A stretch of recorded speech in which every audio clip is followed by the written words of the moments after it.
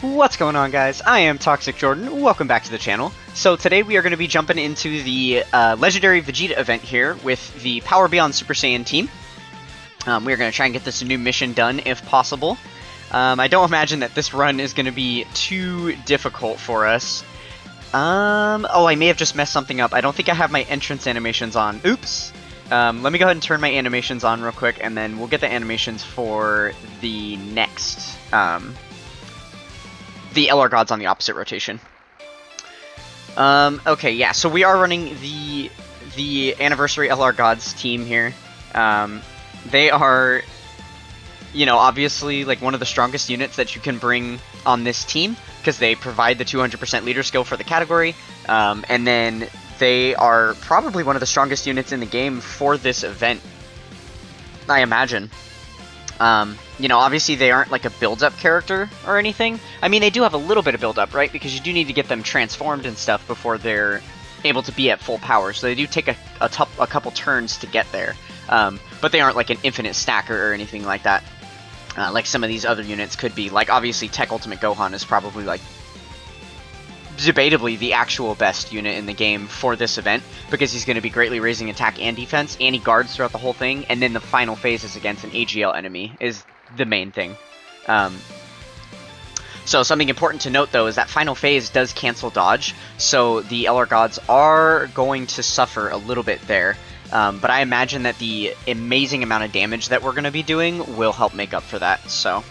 and then, as you can see here, we also have the LR Super Saiyan 4s on the team, so there is just going to be even more opportunity for us to deal out some incredible amounts of damage to this VEGETA here. Okay, so I'm thinking that the Gods and the 4s are going to be a solid rotation. And then on the opposite rotation, we'll do the Gods with the Tech God Goku.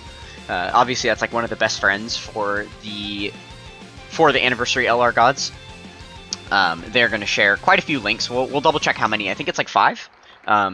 But yeah, so they're going to be linking up very, very well together. And then obviously the Tech God Goku is going to be a perfect slot 1 unit for us for this entire fight, because now that he is Easy Aid, he has 70% damage reduction for the entire fight because we're fighting a Pure Saiyan category enemy. So let's see. Yeah, it looks like they are sharing 5 links out of 7. So yeah, they are going to be helping each other out quite a bit. And then obviously when we collect multiple orbs, we're going to be building up Tech God Goku's attack and defense a little bit each turn. So we are going to try and get multiple orbs for them. It's nice that he's a Rainbow Orb Changer too. That just helps the LR Gods even more, because obviously both of these units are going to be feeding off of Rainbow Orbs like crazy. So yeah, this is going to be a very, very impressive rotation, and they're both tech type, so in that final phase we're going to see some really impressive turns, I imagine. As far as the rest of the team goes, we have just kind of some more filler units in here. As you can see there, we have the AGL Super Saiyan 4 VEGETA. He is pretty solid. His defense is definitely good. Good enough for this event anyway. He kind of gets clapped up in like red zone stages, but obviously this event is not nearly as difficult as those. So he is going to be looking pretty good. As long as we are able to super attack with him first, then he'll get that great raise on defense, and then he'll be able to tank decently. And his damage isn't the worst either. And then obviously, because the final phase cancels dodge, none of our countering characters are going to be able to do anything there. But for all of the fights prior, we will be able to counter with the Super Saiyan 4 VEGETA and with the physical Gogeta here. So we do have those potential chances to save ourselves some damage as well. Alright, so we have got the Super Saiyan Blues and Gogeta coming out already. That should speed things up quite a bit.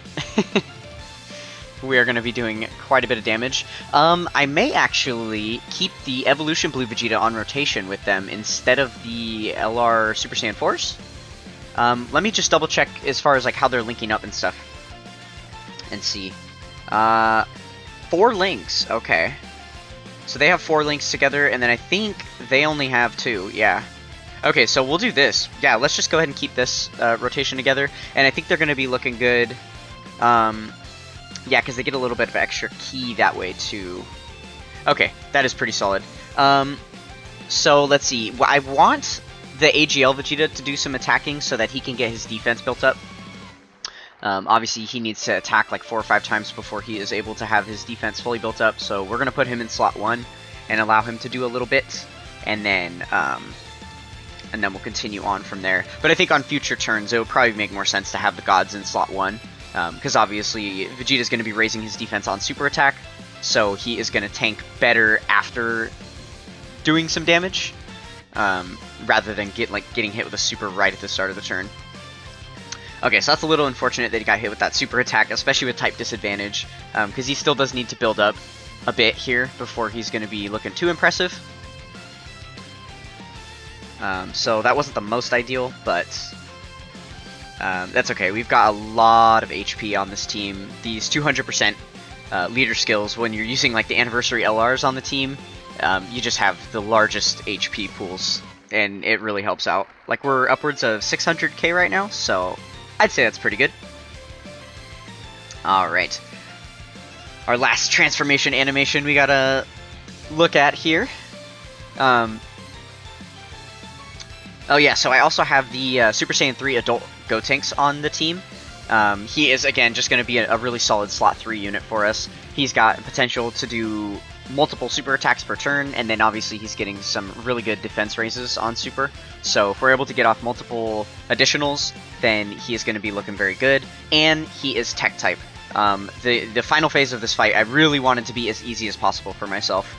And because the int phase comes 2 fights before the end, not just 1 fight before the end, it kind of allows you to have a little more leeway to... Ooh, actually, we should put God Goku in the first slot. Yeah, that makes more sense. Just because he's got all the damage reduction.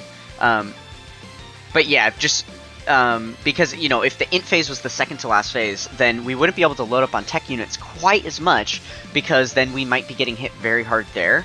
But the int phase isn't really that difficult, because it's against the God Vegeta, and then you still have a physical blue Vegeta that it hits a little harder, and then the evolution blue Vegeta at the very end. So...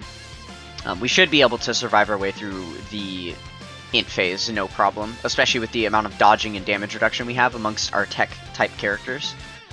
So yeah, that's really the only fight where I think the Tech Gogeta is going to, or the Adult Gotenks is going to be a little bit of a liability. But for the rest of the fight, he should be looking pretty impressive for us. That is, if he ever gets a chance to attack here, because, you know, obviously the Anniversary LRs are going to be putting in the work. I imagine once we get to that int phase, though, we're going to slow down quite a bit. We'll probably be on that fight for, I want to say, like 3 turns or so. And here we are. Speaking of it, man, we have been one-turning each of these fights, so we got through that a lot quicker than I was kind of expecting. Okay, let's go ahead and put the Anniversary LRs at the beginning, the LR Gods here, and just see what they're able to do. So they have a medium chance to dodge, and then we just got 2 Rainbow Orbs, so that's an additional 14% chance to dodge for them. Ooh, I want to make sure that Super Saiyan 4 Vegeta is able to get his super attack, so we'll do this. Yeah, okay. Yeah, so let's see if they're able to dodge us. Ooh, we got a super attack right away. And they are able to dodge, sweet.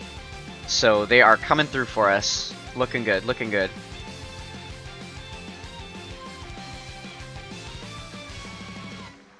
Okay, so even with a critical hit, they're not doing quite as much damage, but it is still good considering they have type disadvantage. I will definitely take that. Actually, wow, we are getting through this phase kind of quick too. Yeah, like as I said, this int phase really isn't the toughest cookie to crumble here. If we get some additional super attacks with Evolution Blue Vegeta here, we could finish this phase off. Especially if he critical hits for us, then we could definitely one-turn this fight right here. Fourth attack? Okay, it's not a super. And no critical hits there either. That is a little unfortunate. Okay, so it looks like he's going to hang on with a little bit of health, and then we'll have just one more turn here against this Int God Vegeta. Man, additionals by everybody, though. You love to see it. If there was like 1 or 2 more supers, we probably could have one-turned that. Okay, well, I don't want to use the active skills yet. We're definitely going to chill off of those. Probably makes the most sense to do this. Yeah. We'll go ahead and do that. And then we'll just select some type orbs for healing here. I don't think it's going to really matter too much because I imagine the gods are going to finish him off. They did get their 20 key super, so I think they have that guaranteed additional.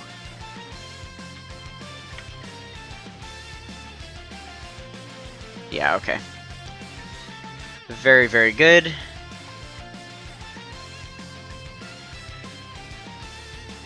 Okay, so now I'm not sure if it makes more sense. I think it makes more sense to put blue Vegeta here. Especially because there's not a pile of attacks right away. It's just the one attack at the beginning, so the chances of us getting supered before we're able to super attack is pretty low, I'd say. And then I do want to do this. I'm worried that Adult Gotenks isn't going to be able to super attack, though. We're going to have to get lucky with the orb drops here. Let's see what happens. Yeah, so we are going to be depending on an additional attack for him. But luckily, he only has to take one attack there at the end. Oh, and we are getting supered out the gate, so we're definitely going to take some damage here. Wow. Well, that's unfortunate.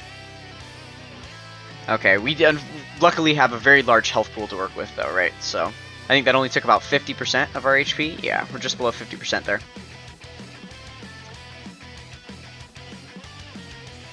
Alright, and I think Evolution Blue Vegeta's passive should be fully built up at this point, so as long as he is supering first, he is going to be very, very solid defensively for the rest of the fight. But yeah, that was really unfortunate that we had to take that super attack right away. I suppose it would have been better in hindsight to put the gods in slot 1 because they could have dodged it. But I think we will be fine nonetheless. We're getting through this fight very quickly. I'm hoping we'll be able to finish off this phase before I have to use the Dokkan attack. Okay, sweet. We do get the additional super with Adult Gotenks there. Not that it would have mattered because he is just doing a normal attack at the end now. But it is nice for the extra damage, like I said, so we could possibly get through this phase as quickly as we can. That way we can make sure to get the Dokkan attack on the next fight. Okay, because we have the 2 other active skills and a Dokkan attack that's going to be heading, you know, our way on that next fight, I think it makes the most sense to use the active skill here, just to guarantee that we finish him off this turn. And then also we don't have to... Potentially, we could kill him with this, right? If we critical hit, we potentially could kill him. And if we do, we might not have to worry about that big pile of attacks in the beginning. Let's see.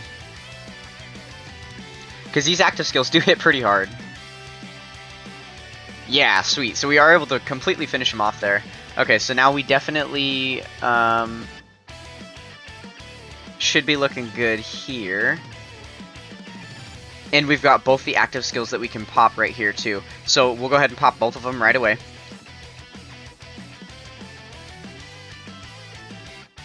And it looks like we're still a little early on the Dokkan gauge. Actually, with these 2 active skills here, and then both these Anniversary LRs, I think they get guaranteed crits for the turn when they do their active skill.